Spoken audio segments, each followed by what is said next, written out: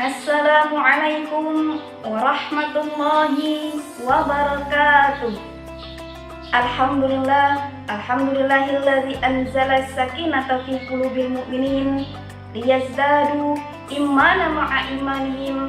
Asyhadu an la ilaha illallah wahdahu la syarikalah wa asyhadu anna Muhammadan abduhu wa rasuluh la nabiyya ba'dah. Amma ba'du. Alhamdulillah, syukur kita kepada Allah Subhanahu wa Ta'ala yang telah memberikan kita berbagai macam kenikmatan, mulai dari kenikmatan iman, kenikmatan Islam, dan kenikmatan kesehatan. Sehingga dalam kesempatan ini kita masih diberikan Allah untuk merasakan indahnya dan nikmat melaksanakan ibadah di bulan suci Ramadan.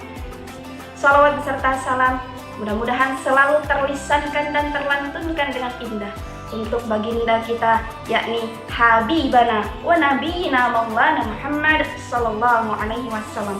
Mudah-mudahan salawat-salawat yang kita lantunkan, amalan-amalan sunnah yang kita kerjakan menjadi perantara Rasulullah mengenali kita di yaumil qiyamah dan diberikan syafaatnya nanti kelak.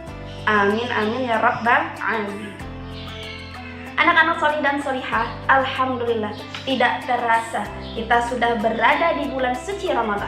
Bulan yang kita nanti-nantikan selama 11 bulan yang lalu. Bulan yang kita rindu-rindukan, kapan sih datangnya Ramadan? Dan tidak terasa juga sudah 4 hari berjalan dan terlewati. Bagaimana? Apa yang menjadi hal yang sangat kalian inginkan dan yang sangat kalian rindukan di bulan suci ini? Ada yang merindukan buka bersamanya karena berbagai macam makanan. Ada juga yang merindukan sahurnya dengan drama sholat bangunnya susah ya. Ada juga yang merindukan untuk tilawah bersama keluarga, iktikaf bersama keluarga, mengunjungi dan masjid satu dengan masjid yang lainnya. Masya Allah ya. Mudah-mudahan kita di bulan ini bisa melaksanakan aktivitas ibadah dan dengan keadaan sehat dan selalu semangat. Baik anak-anak solih dan solihah, jangan jadikan Ramadan kali ini sia-sia. Untuk itu kita perlu mengisinya agar menjadi bermakna. Pada kesempatan ini Bu Eva akan menyampaikan pesan-pesan hikmah. Mudah-mudahan bisa anak-anak ambil pelajaran dan bisa diterapkan dalam kehidupan. Nah anak-anak solih dan solihah, tema sangat kita pada hari ini adalah menjadikan Ramadan kita bermakna. Untuk itu, Bu Eva bagi menjadi 3 poin pembahasan. Bagaimana menjadikan Ramadan kita bermakna? Yang pertama, kita menjadikan bahwa bulan Ramadan ini adalah bulan syam atau bulan puasa, syahrus syam. Apa yang perlu kita ketahui dari syahrus syam? Yang pertama adalah puasa itu sendiri atau pengertian puasa. Nah, anak-anak tahu pengertian puasa? Puasa adalah menahan diri dari hal-hal yang membatalkan puasa, mulai dari terbit fajar sampai terbenamnya matahari. Atau dalam istilah sederhana, puasa itu adalah tidak makan dan minum di siang hari, mulai dari subuh sampai nanti maghrib. Ya, itu secara pengertian sederhananya. Tetapi puasa tidak hanya menahan diri dari lapar dan haus saja, akan tetapi puasa adalah menahan diri dari hal-hal yang membatalkan puasa dan yang akan mengurangi pahala puasa. Ingat, menahan diri dari hal-hal yang akan mengurangi pahala puasa. Tujuan kita puasa untuk mendapatkan pahala, ya kan? Bayangkan kalau kita puasa ternyata melakukan hal-hal yang menghalangi kita untuk mendapat pahala, bagaimana puasa kita? Jangan-jangan puasa kita hanya mendapatkan lapar dan haus saja. Anak-anak solih dan solihah, yang membatalkan puasa adalah memasukkan segala bentuk makanan dan minuman yang berasa ke dalam saluran, ke dalam mulut ya, ke dalam mulut yang dia bisa merasakan ke tenggorokan. Banyak minum saat bulan puasa batal, ya kan? Kemudian makan juga batal. Tetapi kalau marah-marah, kalau mencaci orang, kalau menggosipin orang ya, ngomongin orang, kira-kira puasanya batal tidak? Tidak batal, puasanya tidak batal, tetapi pahala puasanya berkurang ya. Misalkan Allah memberi kita 10 pahala untuk orang yang berpuasa dan yang menahan diri dari hal yang mengurangi pahala puasa. Ternyata kita pada hari itu sedang berpuasa, kita marah-marah, hilang 1 pahala. Kita mencaci orang, hilang 1 pahala. Kemudian kita membantah orang tua, hilang lagi 1 pahala. Kemudian berantem, hilang lagi 1 pahala. Kemudian bertengkar dengan kakak dan adik saudara, hilang lagi pahalanya. Sampai mencuri atau sampai yang lainnya, hilang terus. Sampai nanti maghrib ternyata pahala kita habis. Kenapa? Karena kita tidak bisa menahan diri dari hal-hal yang akan mengurangi pahala puasa. Jadi dalam Syahrul Syam yang perlu kita ketahui yang pertama adalah pengertian puasa. Puasa adalah menahan diri dari segala yang membatalkan puasa dan yang akan mengurangi pahala puasa. Nah, selanjutnya anak-anak sholih dan sholihah, yang kedua, setelah kita mengetahui pengertian, kemudian kita ketahui hukum puasa. Apa sih hukum puasa? Wajib atau sunnah? Kalau wajib, maka kita harus menjalankan ibadah puasa. Tapi kalau sunnah, maka boleh kita untuk tidak berpuasa. Baik, dalam Quran surat Al-Baqarah ayat 183, Allah berfirman, A'udzu billahi minasyaitonir rajim. Bismillahirrahmanirrahim. Ya ayyuhalladzina amanu kutiba alaikumus syiyam kama kutiba alal ladzina min qablikum la'allakum tattaqun. Shadaqallahu lazim. Artinya, hai orang-orang yang beriman, diwajibkan atas kalian berpuasa, atas kamu berpuasa, sebagaimana diwajibkan atas umat sebelum kamu, agar kamu bertakwa. Anak-anak sholih, kutiba alaikumus syiyam, diwajibkan atas kamu berpuasa. Artinya, hukum puasa adalah wajib. Maka siapa yang tidak berpuasa dengan tidak punya alasan tertentu, maka dia dihukumi dosa. Kenapa? Karena hukumnya wajib. Siapa yang mewajibkan? Allah Subhanahu wa ta'ala yang mewajibkan kita untuk berpuasa. Nah, selanjutnya apa yang perlu kita ketahui dari Syahrul Syam? Yang ketiga adalah tujuan kita berpuasa. Kenapa sih Allah mewajibkan kita untuk berpuasa? Pasti ada tujuannya dong. Pada ayat tersebut di bagian akhir yang Bapak bacakan tadi, la'allakum tattaqun, agar kalian bertakwa. Ternyata Allah mewajibkan kita untuk berpuasa agar kita menjadi manusia-manusia yang bertakwa. Yang bertakwa. Bertakwa itu apa, Bu Guru? Bertakwa adalah menjalankan segala perintah Allah dan menjauhi seluruh atau segala larangannya. Perintah Allah apa? Sholat, puasa, zakat, kemudian berinfak, bersedekah, berbakti kepada orang tua, kemudian berbuat baik kepada manusia. Itu adalah segala bentuk perintah Allah. Maka kita harus menjalankannya. Bagi yang sudah berpuasa tapi nggak mau sholat, berarti belum takwa karena belum menjalankan semuanya. Bagi yang sudah puasa, sudah sholat, tapi suka marah-marah sama orang tua atau sama orang lain, tidak berbuat baik kepada manusia, maka belum semuanya, ya, belum bertakwa. Semuanya itu berarti semua hal-hal yang baik dan diperintahkan Allah kita kerjakan dan menjauhi seluruh larangannya. Larangan apa? Larangan Allah tidak mencaci, ya. Kemudian tidak berbuat curang, wailul lil mutaffifin. Kemudian tidak mengupat dan menghujat, wailul likulli humazatil lumazah, ya. Kemudian tidak menggunjing orang, tidak menghibah orang lain dan yang sebagainya. Dan bentuk-bentuk yang tidak baik maka kita hindari atau kita jauhi. Nah, dari Syahrul Syam tadi ada 3 poin yang perlu kita ketahui agar Ramadan kita bermakna. Yang pertama, pengertian puasa. Ingat, puasa tidak hanya menahan diri dari hal yang membatalkan puasa, tapi juga menahan diri dari hal yang mengurangi pahala puasa. Yang akan mengurangi pahala puasa adalah menggunjing orang, memaki-maki, dan tidak berbuat baik kepada orang tua dan sebagainya.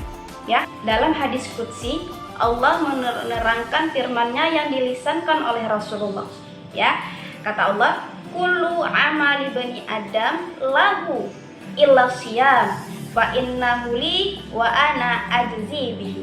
Ya, segala bentuk amalan anak Adam atau anak cucu Adam untuknya, kecuali siam, kecuali puasa.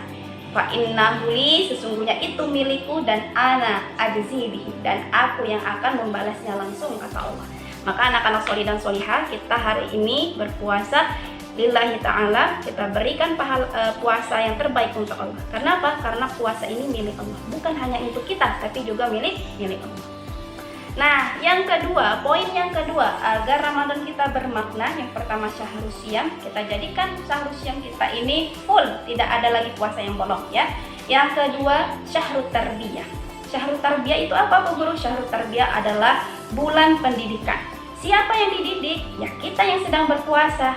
Dididik apa, Bu Guru? Dididik agar kita menjadi manusia-manusia bertakwa. La'allakum tattaqun. Nah, pada syahrul tarbiyah ini Bapak akan memberikan 3 pendidikan, ya. Mudah-mudahan ini bisa berlanjut nanti setelah selesai Ramadan.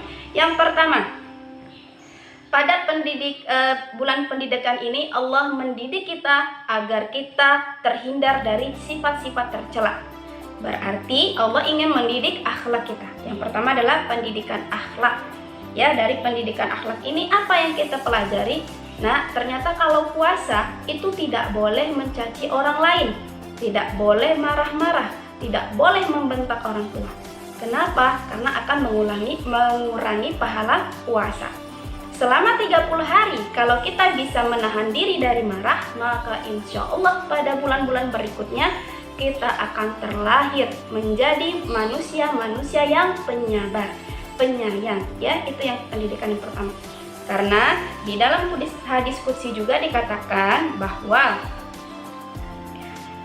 janganlah kalian mengucapkan kata-kata yang kotor.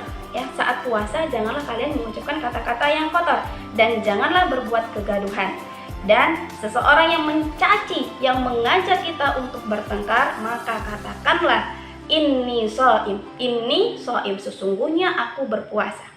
Ingat anak-anak solih dan solihah, jika ada orang yang ingin mengajak kita berbuat tercela atau berantem atau memaki kita, maka katakanlah ini shaim, sesungguhnya aku sedang berpuasa.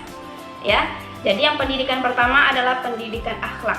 Guys, mudah-mudahan setelah bulan suci Ramadan kita biasa untuk menahan diri dari hal-hal yang mengurangi pahala puasa, dari amarah, dari mencaci dan mencela. Dan itu nanti akan terus sampai nanti kita bertemu di bulan Ramadan berikutnya.